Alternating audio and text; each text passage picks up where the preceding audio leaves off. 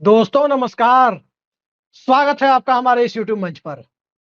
दोस्तों, बिहार में विधानसभा चुनाव में भारतीय जनता पार्टी को 200 सीटों पर चुनाव लड़ना पड़ सकता है, क्योंकि बिहार की राजनीति एक ऐसे दिशा में बढ़ती हुई दिखाई दे रही है जिसमें या तो भारतीय जनता पार्टी को मुख्यमंत्री पद का सपना अगले 5 सालों के लिए छोड़ना होगा, वक्फ बोर्ड के बिल को लेकर अपना रवैया छोड़ना होगा, या फिर नीतीश कुमार का साथ छोड़ने के लिए मानसिक तौर पर तैयार होना होगा।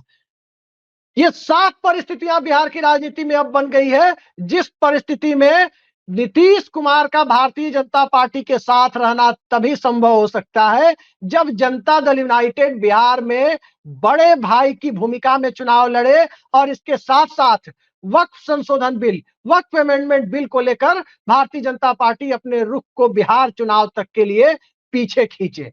3 सुझाव भी जेडीयू ने दिए और उन सुझाव की तह पर हम नहीं जाएंगे। उसकी तह तक जाने का कोई मतलब इसलिए भी नहीं है क्योंकि जो सुझाव दिए गए हैं और वो सुझाव जो सामने आए हैं और कहा जा रहा है कि भाजपा समर्थक मीडिया के द्वारा वो सुझाव सामने लाए गए हैं, उससे साफ दिखाई देता है कि ये डैमेज कंट्रोल की जो कोशिशें हैं ये बीजेपी ने क्यों शुरू की है। तो क्यों शुरू की है, इसे समझने के पहले यह समझना जरूरी हो जाता है कि नीतीश कुमार के बेहद खास विधान पार्षद गुलाम गौस जब लालू यादव से मिले, उसके बाद ही ये कोशिशें क्यों हुई है। और जब गुलाम गौस लालू यादव से मिले, उसके पहले यानी कल नीतीश कुमार और अमित शाह की जो मुलाकात हुई, वो मुलाकात महज चंद मिनटों में जो खत्म हो गई, उसके बाद की परिस्थितियों को डिकोड करने के लिए जो तमाम लोग लगे हुए हैं, क्या वो सारी परिस्थितियों को डिकोड कर पाए हैं, जिसमें बिहार की राजनीति में नीतीश कुमार अपनी अहमियत को, भारतीय जनता पार्टी अपनी अहमियत को और राष्ट्रीय जनता दल अपने अगले यानी भावी नेतृत्व तेजस्वी यादव के नेतृत्व को की चिंता को प्राथमिकता सूची में ऊपर रखते हुए जब फैसले को नए तरीके से लेने की स्थिति में आकर खड़ी हो गई है, तो स्वाभाविक है कि जो गोपालगंज में नजारा दिखा, जो पटना में एनडीए और भाजपा की बैठक में नजारा दिखा, उस नजारे के बाद बिहार की राजनीति में भारतीय जनता पार्टी के पास दो विकल्प दिखाई दे रहे हैं। दो विकल्प यही कि नीतीश कुमार के पीछे चले, वक्फ संशोधन बिल पर पीछे हटे, और दूसरा विकल्प कि 200 सीटों पर चुनाव लड़े। ये बात मैं इसलिए कह रहा हूं क्योंकि राष्ट्रीय जनता दल की तरफ से जो बातें ऊपर से कही जा रही है वो बात है नहीं। चंद्रबाबू नायडू वक्फ संशोधन बिल पर अपना रुख कड़ा करते जा रहे हैं और इसके साथ साथ परिसीमन के रुख पर तय है कि उनका रुख वही होगा जो एमके स्टालिन और दक्षिण के राज्यों का होना है। तो भारतीय जनता पार्टी सारे फ्रंट एक साथ खोल देगी, इसकी गुंजाइश बेहद कम नजर आ रही है। और जब सारे फ्रंट एक साथ खोलने के लिए बीजेपी तैयार नहीं है, बावजूद इसके नीतीश कुमार ही चुनाव के बाद मुख्यमंत्री बनाए जाएंगे, ये ऐलान नहीं किया जा रहा, तो आप समझ सकते हैं कि बिहार की राजनीति में भारतीय जनता पार्टी जो चाहती है, भारतीय जनता पार्टी का जो एजेंडा है, उस एजेंडे से जनता दल यूनाइटेड मेल खाने की स्थिति में खुद को नहीं पा रहा है। और जब उस एजेंडे के साथ जनता दल यूनाइटेड मेल नहीं खा पाने की स्थिति में है, और चाहे ईद की नमाज के समय गांधी मैदान नीतीश कुमार पहुंचे हो और नीतीश कुमार के गांधी मैदान पहुंचने पर जो अल्पसंख्यक समुदाय के, मुस्लिम समुदाय के भाइयों का जो कोल्ड रिस्पांस नीतीश कुमार के लिए हो, बहुत ही कैजुअल रवैया जो दिखा हो, उसके बाद नीतीश कुमार को भी समझ में आ गया है कि बिहार की सियासत में भारतीय जनता पार्टी के साथ चलकर वक्फ संशोधन बिल के पक्ष में खड़े होकर या मौन स्वीकृति देकर कहीं ना कहीं जनता दल यूनाइटेड की राजनीति को ही अस्ताचल तक ले जाने की कोशिश है और उसी में अपना योगदान देने के बराबर होगा। ये बात अब जेडीयू को समझ में आ गई है और जब जेडीयू को यह समझ में आ गई है, तभी जेडीयू नेता गुलाम गौस लालू यादव से मिलने पहुंचे। अब भारतीय जनता पार्टी 200 सीटों पर लड़ने के लिए क्यों जा सकती है, तो स्वाभाविक है कि जब जेडीयू की डिमांड के ऊपर बीजेपी तैयार नहीं होगी, नीतीश नायडू की डिमांड के ऊपर बीजेपी तैयार नहीं होगी, नीतीश कुमार की सीटों की डिमांड के ऊपर तैयार नहीं होगी, तो इसका सीधा मतलब है कि राष्ट्रीय जनता दल के साथ जो बात कभी रुकी नहीं थी, वो बात अब आगे जाती हुई दिखाई दे सकती है। और जब वो बात आगे जाती हुई दिखाई देगी, तो बिहार विधानसभा में तो 243 सीटें ही हैं और 243 सीटों में 40-45 सीटें चिराग पासवान और छोटे सहयोगी दलों के लिए बीजेपी छोड़ सकती है और बची हुई 200 सीटों पर या 195 या 190 सीटों पर भारतीय जनता पार्टी खुद चुनाव लड़ने पर तैयार हो सकती है। 2022 में आपने भारतीय जनता पार्टी की तैयारी भी देखी होगी, और तैयारी क्या थी? जेडीयू की 43 सीटों को छोड़कर 200 सीटों पर बीजेपी मेहनत कर रही थी और जेडीयू ने इसे भांप लिया था। तो क्या जेडीयू ने अब बीजेपी की मंशा पूरी करवाने की ठान ली है?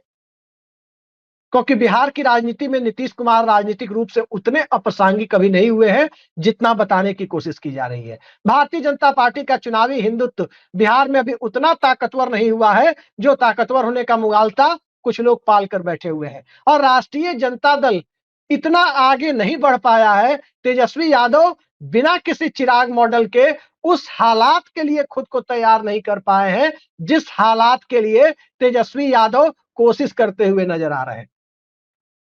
तो इन सारी परिस्थितियों के बीच में एक तरफ बीजेपी का रुख, अमित शाह का नीतीश कुमार के मुख्यमंत्री पद को लेकर अगले 5 साल को लेकर कोई आश्वासन न दिया जाना, और इन सारी परिस्थितियों के बीच में राष्ट्रीय जनता दल के अंदर बेचैनी बढ़ती जाना, यह साफ दिखाई दे रहा है कि अब बिहार की राजनीति में कुछ होगा। जनता दल यूनाइटेड के अंदरूनी सूत्रों की माने तो 24 अप्रैल को प्रधानमंत्री नरेंद्र मोदी मधुबनी पहुंच रहे हैं। बिहार के मधुबनी में जोर शोर से तैयारियां की जा रही है और जनता दल यूनाइटेड की तरफ से साफ साफ संकेत बीजेपी को दिया जा रहा है कि 24 अप्रैल को यदि प्रधानमंत्री आ रहे हैं तो क्यों ना उसके पहले बिहार की विधानसभा को भंग कर दिया जाए, चुनाव पहले करा लिया जाए। और यदि वो बीजेपी इस मंशा को पूरा नहीं होने देती है तो तय मानिए इस बात की भी कोई गारंटी नहीं है कि अपने एनडीए शासित राज्य की सरकार में प्रधानमंत्री नरेंद्र मोदी बिहार के मधुबनी आएंगे। कोई गारंटी नहीं है कि बिहार की राजनीति में कब क्या हो जाए। गारंटी सिर्फ एक बात की है, आज की तारीख में एक बात की गारंटी है कि बिहार के मुख्यमंत्री पद को लेकर भारतीय जनता पार्टी जितना आगे की सोच रही है उसके लिए हालात अब जाति जनगणना के बाद पक्ष में दिखाई नहीं देते। जेडीयू को भी वोट मांगने में मुश्किलें आ रही है। जेडीयू के कोर वोटर भी जेडीयू से पूछ रहे हैं, पार्टी की लीडरशिप से पूछ रहे हैं, गांव कस्बों में पूछ रहे हैं कि जाति जनगणना की रिपोर्ट क्या सिर्फ अलमारी में बंद करने के लिए आई थी? बढ़ा हुआ आरक्षण जिसे हाई कोर्ट ने रद्द किया, क्या उसे 9th शेड्यूल में 9वीं अनुसूची में नहीं डाला गया? तो इसके लिए केंद्र सरकार को क्यों नहीं नीतीश कुमार राजी कर पा रहे? बिहार को विशेष राज्य का दर्जा क्यों नहीं मिल पा रहा? ये तमाम सवाल जब एक साथ सामने आ रहे हैं तो उसके बाद की परिस्थितियों में अपने कोर वोटर का, चाहे वो अति पिछड़ा हो, चाहे वो महादलित हो, चाहे वो लौकुश समाज हो, इन सब को जो मैसेज बीजेपी जेडीयू देना चाहती है वो दे पाने की स्थिति में अब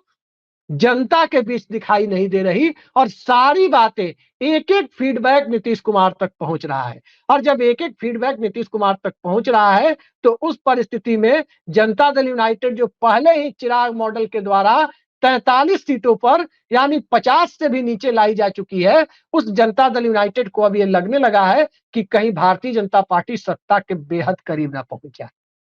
तो सत्ता के बेहद करीब पहुंचने के लिए भारतीय जनता पार्टी के लिए क्यों ना नीतीश कुमार की पार्टी पूरे मौके दे दे कि वो अकेले ही 122 सीटें जीत। पूरे मौके देने का मतलब यह है, ये कहने का आशय मेरा यह है कि राष्ट्रीय जनता दल और जेडीयू का गठबंधन हो जाए। अब आरजेडी और जेडीयू का गठबंधन होगा या नहीं होगा ये वक्त बताएगा, क्योंकि एक तरफ राष्ट्रीय जनता दल भी कांग्रेस की तरफ से एक दबाव महसूस कर रहा है। माले के द्वारा अपने जनाधार को धीरे धीरे खुरचता हुआ वो देख रहा है। उसे भी लग रहा है कि बिहार में चाहे अल्पसंख्यक समुदाय कांग्रेस के प्रति जितनी भी सहानुभूति रखे, अगर राजद और जदयू का गठबंधन होता है तो एक वोट कहीं नहीं जाना है, वो ऐसी फैक्टर के साथ भी नहीं जाना है, कांग्रेस के साथ भी नहीं जाना है, क्योंकि उस समय प्राथमिकता भाजपा को हराने की है। और अगर राजद और जदयू एक होती है तो स्वाभाविक है प्रशांत किशोर की पार्टी की मौजूदगी में राजद और जदयू के एक होने का मतलब है कि भारतीय जनता पार्टी का 20-25 सीटों पर सिमट जाना। बड़ी संख्या में प्रशांत किशोर जो वोट काटेंगे वो बीजेपी के वोट होंगे, उनके सामाजिक समूहों के वोट होंगे, और इन सब के बीच वक्त का मुद्दा आ गया। कांग्रेस के नए प्रभारी ने अभी तक लालू यादव से मुलाकात नहीं की। नया नेतृत्व बिहार में पार्टी को लेकर आगे बढ़ रहा है और पार्टी को आगे बढ़ने की कोशिश करनी भी चाहिए। तो इन सब हालात के बीच आज लालू यादव की नीतीश कुमार के दूत से जो मुलाकात हुई, विशेष दूत से जो मुलाकात हुई, और उसके बाद कल जिस प्रकार का रवैया भारतीय जनता पार्टी ने अमित शाह के बिहार दौरे में दिखाया था, उस रवैये के बाद अब तय मानिए कि बिहार की राजनीति में या तो बीजेपी पीछे हटेगी या बीजेपी इतना आगे बढ़ेगी कि 200 सीटों पर चुनाव लड़ना पड़े। देखते जाइए बिहार की राजनीति में क्या होता है। सीटें 243 ही हैं, बंद लिफाफे में सभी अपनी सीट दे रहे हैं। जेडीयू अपनी डिमांड से 122 सीटों या 115 सीटों की डिमांड से टस से मस होने को तैयार नहीं है। भारतीय जनता पार्टी बिहार में अपना मुख्यमंत्री बनाने की महत्वाकांक्षा से पीछे हटने को तैयार नहीं है। और इन सब के बीच नीतीश कुमार को लाडले मुख्यमंत्री बता चुके प्रधानमंत्री नरेंद्र मोदी मधुबनी के दौरे पर आ रहे हैं, संजय झा के इलाके में आ रहे हैं। तो कहने की जरूरत नहीं है कि बिहार की राजनीति में कौन सा ऑपरेशन चल रहा है। इस ऑपरेशन के सहारे जेडीयू निपटेगी या बीजेपी निपटेगी, निपटना तो किसी एक को है। कोई एक तो निपटने जा रहा है राजनीतिक तौर पर, तो कोई एक जब निपटने की स्थिति में है तो स्वाभाविक है जेडीयू तो 200 सीटें लड़ने का साहस जुटा नहीं पाएगी। इस तरह का साहस या राजनीतिक दुस्साहस बीजेपी ही जुटा सकती है। देखते जाइए कॉम्प्रोमाइज फार्मूला तैयार होता है या नहीं। अगर तैयार नहीं हुआ कॉम्प्रोमाइज फार्मूला तो 200 सीटें बीजेपी चुनाव लड़ेगी। आज के लिए इतना ही। नमस्कार।